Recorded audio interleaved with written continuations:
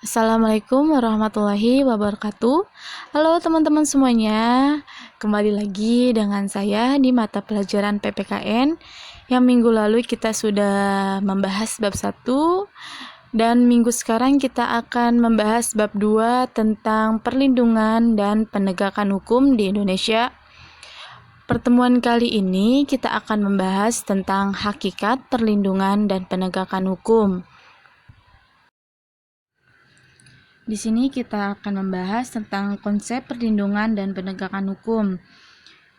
Perlindungan hukum menurut Andi Hamzah adalah daya upaya yang dilakukan secara sadar oleh setiap orang maupun lembaga negara dan swasta yang bertujuan untuk pengamanan, penguasaan, dan kesejahteraan hidup sesuai dengan hak asasi yang ada. Dan menurut Simanjuntak, perlindungan hukum adalah segala upaya pemerintah dalam menjamin kepastian hukum dan memberi perlindungan kepada warganya agar hak-haknya sebagai warga negara tidak dilanggar dan bagi yang melanggar dapat dikenakan sanksi sesuai dengan peraturan yang berlaku. Di bawah ini adalah unsur-unsur perlindungan yang dapat dikatakan sebagai perlindungan hukum karena adanya perlindungan dari pemerintah kepada warganya, adanya jaminan kepastian hukum, adanya berkaitan dengan hak warga negara, dan adanya sanksi hukuman bagi pihak-pihak yang melanggarnya. Di sini ada contoh perlindungan hukum. Yang pertama ada perlindungan hukum terhadap konsumen yang diatur dalam Undang-Undang Nomor 8 Tahun 1999 tentang perlindungan konsumen.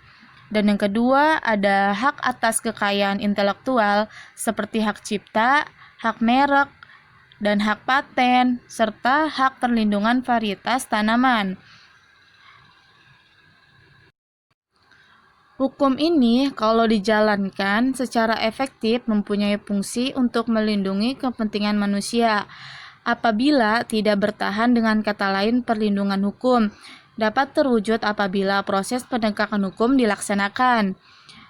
Jadi, proses penegakan hukum merupakan salah satu upaya untuk menjadikan hukum sebagai pedoman dalam setiap perilaku masyarakat maupun aparat atau lembaga penegak hukum. Dengan kata lain, penegak hukum merupakan upaya untuk melaksanakan ketentuan-ketentuan hukum dalam berbagai macam bidang kehidupan. Jadi teman-teman, dari perlindungan dan penegakan hukum ini dalam kehidupan itu sangat penting, karena dari perlindungan dan penegakan hukum dapat mewujudkan yang pertama ada tegaknya supremasi hukum, yang kedua tegaknya keadilan, dan yang ketiga tegaknya perdamaian.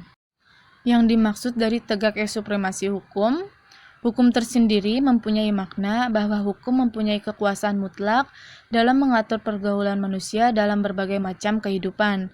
Supremasi hukum ini tidak akan terwujud apabila aturan-aturan yang berlaku tidak ditegakkan baik oleh masyarakat maupun aparat penegak hukum tersendiri. Dan yang kedua, tegaknya keadilan. Hukum ini bertujuan untuk mewujudkan keadilan bagi setiap warga negara. Yang ketiga, tegaknya perdamaian dalam kehidupan di masyarakat. Kehidupan yang diwarnai suasana yang damai merupakan harapan setiap orang.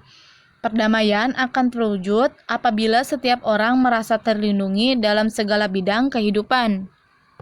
Menurut Suarjono Suekanto, keberhasilan proses perlindungan dan penegakan hukum bergantung pada beberapa faktor. Faktor yang pertama ada faktor hukum, yang kedua ada penegak hukum, yang ketiga ada masyarakat, yang keempat ada sarana atau fasilitas, yang kelima ada kebudayaan. Yang dimaksud dari faktor pertama, yaitu hukum, merupakan undang-undang yang dibuat tidak boleh bertentangan dengan ideologi negara.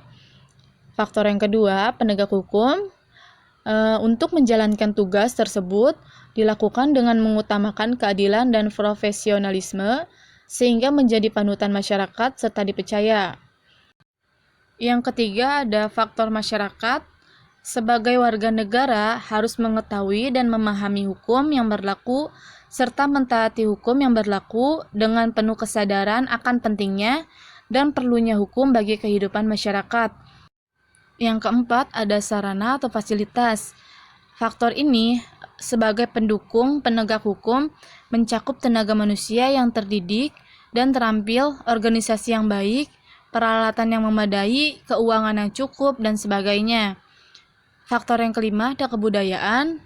Kebudayaan ini sebagai hasil karya cipta dan rasa yang didasarkan pada karsa manusia di dalam pergaulan hidup yang mencakup nilai-nilai yang mendasari hukum yang berlaku. Alhamdulillah, teman-teman semuanya, pembahasan pertemuan kali ini kita sudah membahas hakikat perlindungan dan penegakan hukum. Kita cukupkan sampai sini saja. Kita akan melanjutkan poin selanjutnya di pertemuan yang akan datang. Untuk pertemuan kali ini tidak ada tugas, tetapi untuk absen mata pelajaran PPKN, kalian wajib tinggalkan komentar di YouTube ini, sertakan nama, kelas, dan keterangan hadir. Jika tidak ada nama di komentar YouTube ini, akan saya alpakan di pertemuan ini. Dan untuk materi pertemuan kali ini, ada yang belum mengerti atau tidak jelas, bisa langsung japri ke nomor WA saya.